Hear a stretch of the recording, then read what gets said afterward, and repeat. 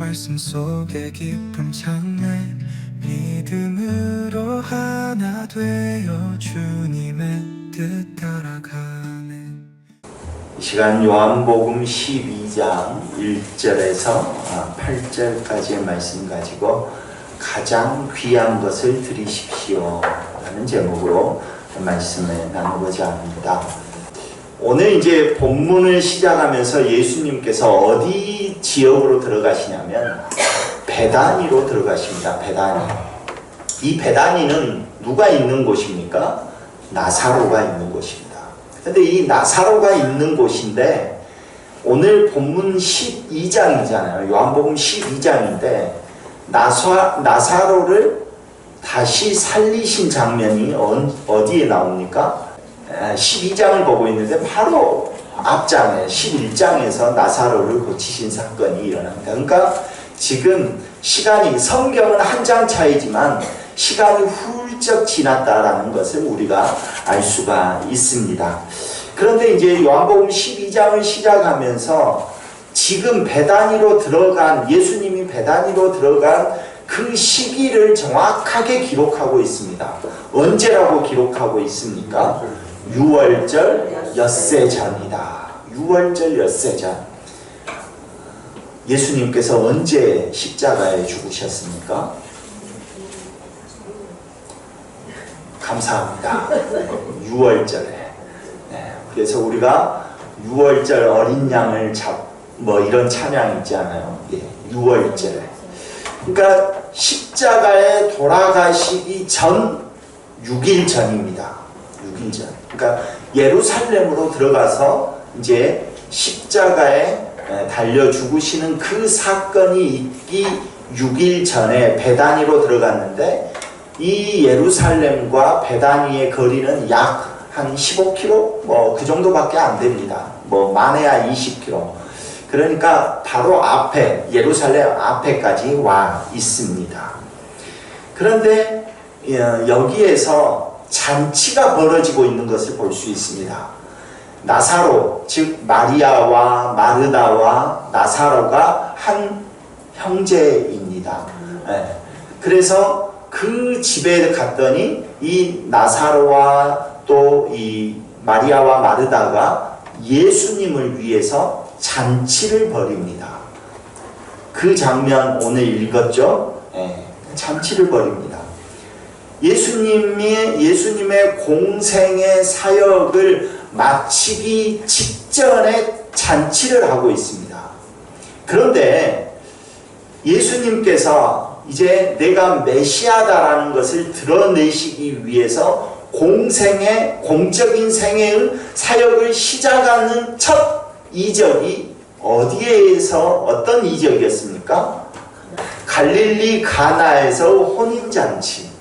그러니까 예수님께서 내가 메시아로서 너희를 구원하러 왔다라는 것을 공적으로 이제 사역을 시작하면서 보여줄 때 첫 기적이 갈릴리 가나에서의 혼인잔치였습니다.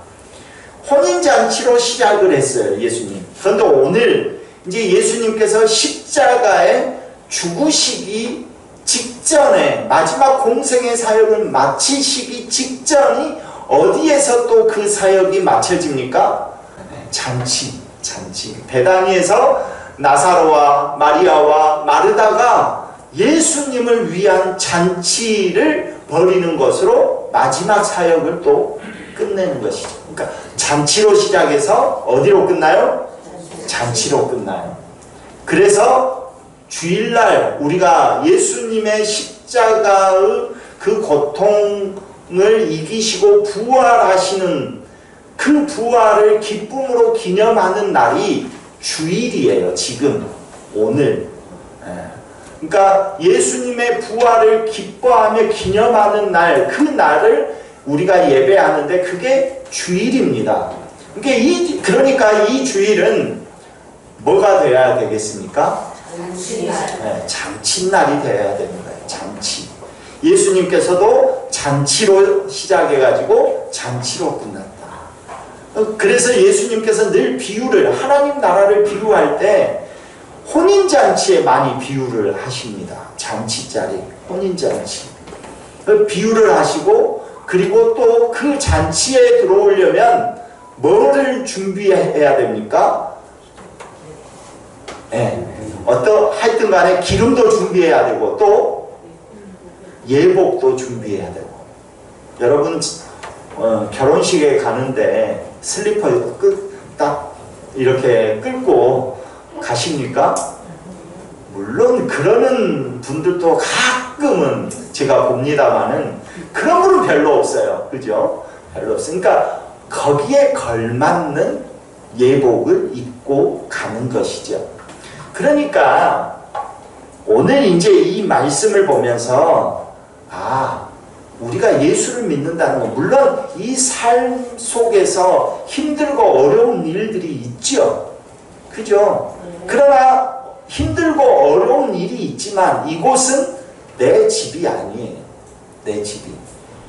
결국 우리가 가야 할 집은 어디에 있습니까? 하나님 나라에 있는 거예요. 하나님 보좌에 있는 거예요. 그러니까 그래서 우리는 항상 세상에서는 죽상을 하고 살다가도 교회에 오면 뭐 해야 돼요? 잔치에 와갖고 막 울고 있는 사람 보면 어떻게 해야 됩니까, 여러분? 아니 장례식장에 가가지고 웃고 있는 사람 보면 여러분 어떻게 하십니까? 꼴 보기가 싫죠. 마찬가지로 아니 혼인잔치에 내 아들 딸이 결혼을 했는데 거기 와갖고 신랑 신부 측에 와가지고 악수하면서 오면 왜 이런 자리에 결혼을 시키냐고 울고 있어. 그러면 어떻게 해야 돼요? 진짜로 머리끄덩이를 잡고 해야 되겠죠? 그런 거예요. 그러니까 이 주일이라는 것은 그 기쁨의 잔치다. 왜? 우리는 누구와 혼인을 하는 겁니까? 예수님과 혼인하는 거잖아요. 그러니까 기쁨의 잔치예요. 이 기쁨의 잔치는 핵심 포커스가 뭐에만 맞춰져야 돼요?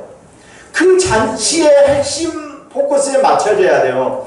근데 거기 핵심 포커스를 맞추지 않고 지금 혼인잔치에 와가지고 정치가 어쩌니, 또는 뭐 내 옆에 사는 사람이 뭐 집을 얼마에 샀느니, 이런 얘기를 하고 있으면 그게 맞아요, 안 맞아요? 그런 사람도 오른손에 머리끄덩이를 잡아야죠. 그러니까 그거는 안 맞다는 거예요. 그러니까 오늘날 우리가 교회에 와서 오직 하나님께 영광을 올리고 기뻐하고, 그것으로 인해서 기뻐하고 그것을 찬양하고 거기에 우리는 포커스를 맞추는 거예요. 그래서 교회에 와가지고 정치 이야기라고, 또는 목사들이 정치 이야기하고 앞에 앉아가지고 정치인이 와가지고 인사를 한다거나, 이것은 포커스를 전혀 우리 지금 예배와 맞추지 않고 있는 거죠. 그런 사람들은 어떻게 해야 돼요? 또 이렇게 잡고 흔들어야죠. 그러니까 예배라는 것은 바로 그런 것이다. 그럼 우리는 지금 그 혼인잔치에 와 있는 겁니다. 혼인잔치. 그래서 이 잔치 자리에 예수님께서 주인으로 예수님을 위하여 잔치를 베풀었다고 오늘 본문 말씀에서 말하고 있는 거잖아요. 그러니까 예수님을 위한 잔치 자리에 우리가 초대되어서 와서 기뻐하는 것입니다. 근데 이제 이것이 조금 본론은 아니고 이제 서론 끝냈습니다. 이제 이 두 잔치가 그래요. 그런데 갈릴리 가나에서 혼인잔치에 예수님께서 그 이적을 베푸실 때 어떤 말씀을 하시냐면, 이 일이 하나님께 영광을 드리기 위한 거다. 하나님의 영광이 나타나셨다. 이렇게 말씀하고 있습니다. 요한복음 2장 11절에 그렇게 나와요. 갈릴리 가나 혼인잔치를 통해서 예수님께서 이적을 베푸시니까 그의 영광, 즉 하나님의 영광이 그 잔치자리에 나타나셨다라고 기록하고 있습니다. 제 얘기 아닙니다. 요한복음 2장 몇 절? 11절에 그렇게 나와 있습니다. 그러니까 지금 자기가 십자가에 죽기 직전에도 잔치에 들어와 있는 거예요. 그러니까 예수님께서는 그의 전생애, 공적인 전생애를 어디에 포커스를 두고 살았습니까? 하나님의 영광을 위해서 포커스를 두고 산 거예요. 하나님의 영광을 위해서 그 길로, 물론 예수님도 우리처럼 그 과정 가운데 힘든 어려운 일들 많이 만나죠. 제자가 배신도 하고 뭐 여러 가지 일들 만납니다. 바리새인과 서기관들이 죽이려고 모이기도 하고 여러 가지 일을 만나요. 물론 우리같이 그런 일들을 만나요. 그럼에도 불구하고 주님의 그 공적인 생애는 자기의 전 생애를 바쳐서 하나님께 영광을 드리기 위한 목적과 방향으로 가고 있다라는 겁니다. 그렇다면 오늘 우리는 어떻게 해야 됩니까? 우리도예요. 그럼 뭐겠습니까? 우리도 하나님께 영광을 올려드리는 그 목적과 방향으로 사는 거예요.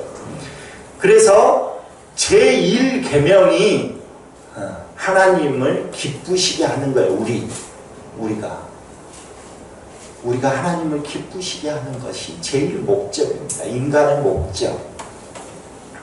자, 이제 그렇다면 오늘 우리는 그 삶의 방향과 목적을 위해서 즉 하나님의 영광을 위해서 살아야 되는구나 하는 것을 우리가 이제 알았어요. 그것을 다시 한번 강조하기 위해서 어떤 일이 일어나냐면 바로 이 마리아가 자기의 순전한 나드 한 근을 깨뜨려서 예수님의 발에 붓고 씻기는 장면이 나오는 거예요. 그러니까 우리는 그 순전한 나드 한 근이 얼마나 비싼 건지 이것에 우리는 포커스를 맞춰서 그 비싼 것도 아낌없이 바쳐야 된다라고 우리는 배우고 듣기도 하고 그랬어요. 근데 물론 그렇게 해야 되지만 그러나 그것에 포커스가 있는 건 아니에요. 하나님이 지금 그 하나님께 영광을 드리기 위해 예수님이 전 생애를 그렇게 살아오신 것처럼 오늘 우리도 우리의 전 생애를 하나님의 영광을 위해서 사는 거예요. 그래서 우리가 뭐가 되는 거예요? 옥합이 되는 거예요. 순전한 나드 한 근이 되는 거예요. 우리가.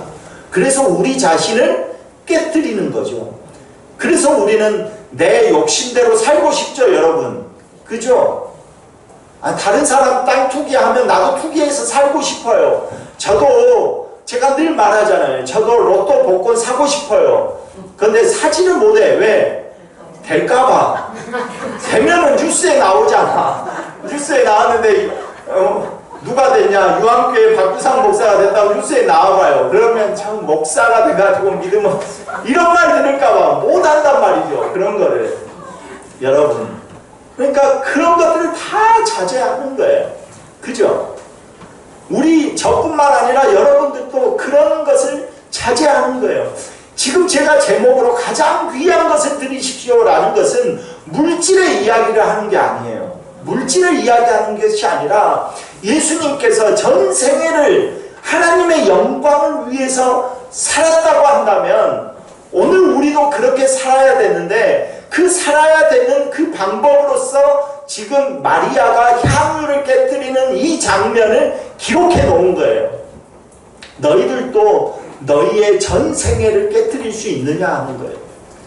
너희의 전 생애를 깨뜨려서 하나님을 예배할 수 있느냐. 물론 너희들이 바쁜 일도 있고 여러 가지 해야 될 일들도 있다는 거 안다. 너희들이 지금 이 땅에서 열심히 노력하고 일해서 먹고 살아야 되는 그 일들이 많이 있다는 것 안다. 그러나 그럼에도 불구하고 너의 그 삶을 거기에서 깨뜨려서 나의 영광을 위해서 너가 살 수 있느냐? 그것을 지금 요구하고 있다라는 것입니다. 물론 순전한 나드 한 근 굉장히 비싼 돈입니다. 오늘날로 하면 하루 일당 받는 사람이 1년간 모아야 되는 돈이에요. 그러나 그것보다 더 귀한 건 뭡니까, 여러분? 여러분의 인생 아닙니까? 여러분의 삶이잖아요. 여러분의 삶이잖아요. 여러분, 제가 300데나리온, 즉 1년치 품삯을 여러분한테 드릴 테니까 여러분의 생애를 포기하시겠어요? 아니잖아요. 더 귀한 게 바로 그거예요. 우리의 삶이잖아요. 내 전생애잖아요. 내 전생애를 하나님 앞에서 깨뜨리는 거죠. 다른 사람이 놀러 갈 때 나도 놀러 가고 싶고, 다른 사람들이 투기할 때 나도 하고 싶고, 다른 사람들이 공부 더 많이 하기 위해서 하나님을 떠날 때 나도 하나님 떠나고 싶어요. 그런 욕심에 우리는 유혹에 많이 노출되죠. 저 사람이 이렇게 돈을 벌었다던데 내가 눈 찔끔 감고 나도 저렇게 한번 해보면 그렇게 될 것 같은데, 그러나 그런 것을 깨뜨리는 거죠. 내 전생애를 주님께 바치겠다라고 생각했으니까. 그래서 예수님께서 하셨던 그 비유 말씀 중에 주인이 잔치를 베풀었을 때 많은 사람들을 초대합니다. 근데 그 초대를 할 때 많은 사람들이 핑계를 대고 안 오는 사람들이 있잖아요. 아, 나 이제 결혼해가지고 안 돼요. 나 이제 여기 소를 이제 구입해가지고 이제 밭을 갈아야 되는데 오늘은 못 가겠네요. 이런 이야기 아시죠? 네, 성경에 나오잖아요. 그런 핑계, 그런 형편 내세우며 신앙생활 한다는 것 맞지 않다.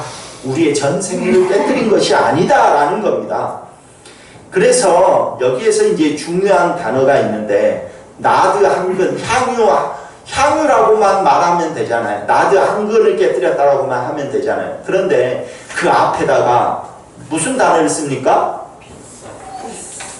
네, 여러분은 아직도 물질에 눈이 머셨군요. 비싼 나드 한 근 이렇습니까? 네, 순전한 나드 한 근.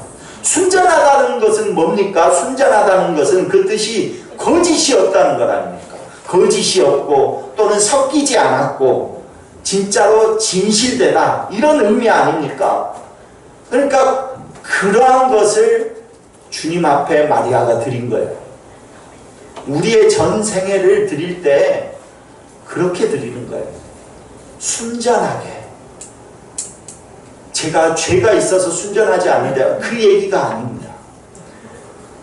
순전하게 드린다는 것, 어떤 핑계를 대지 않는다. 즉각적으로 드린다는 거예요. 핑계를 대지 않는다는 거예요. 이 마리아가 그런 거잖아요. 마리아가 누가 말릴 새도 없이 자기 향으로 깨뜨렸잖아요. 그 깨뜨린 모습을 보고 그때서야 사람들이 말리잖아요.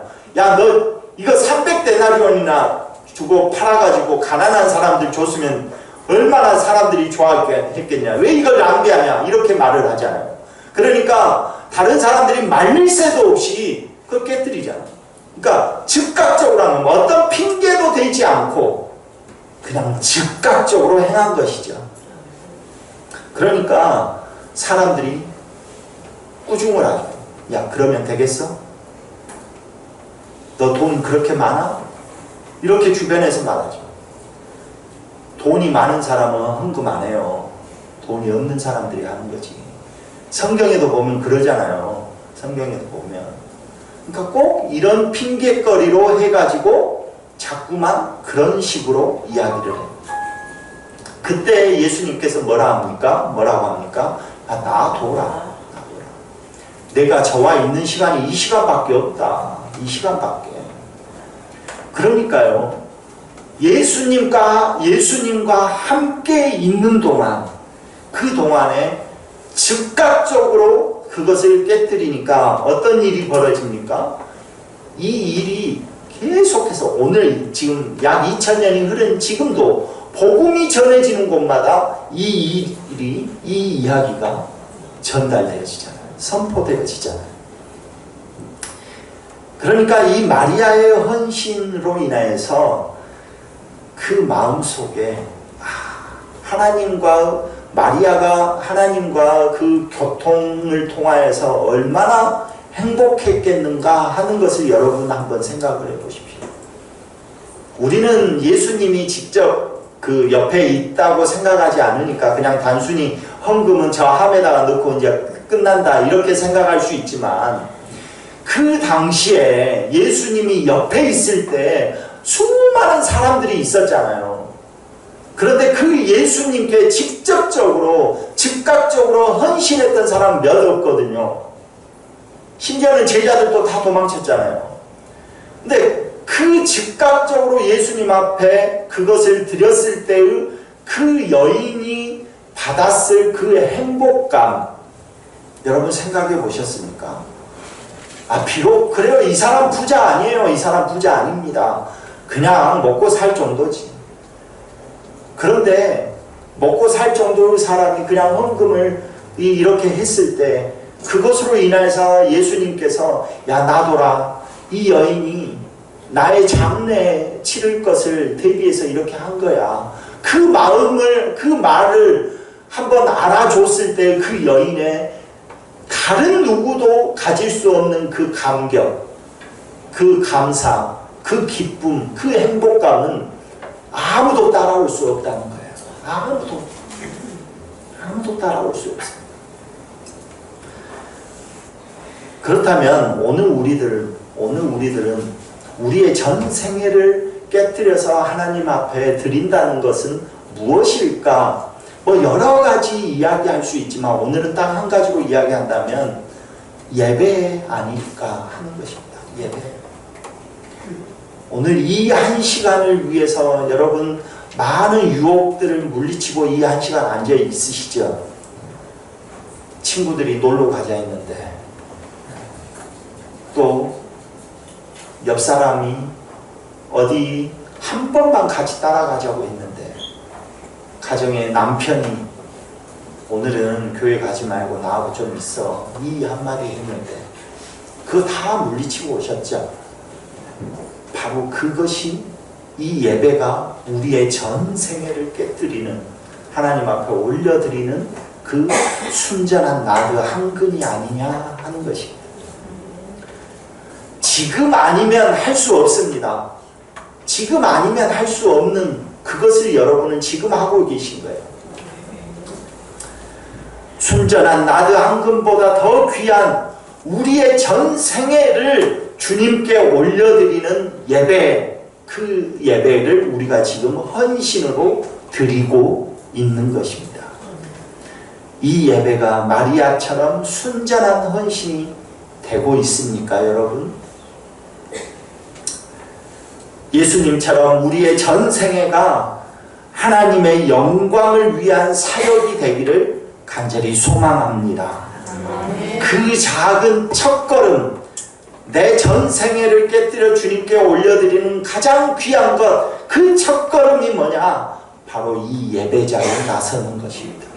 예배자로 나서서 주님 앞에 헌신하며 나아가는 저와 여러분 되기를 간절히 소망합니다.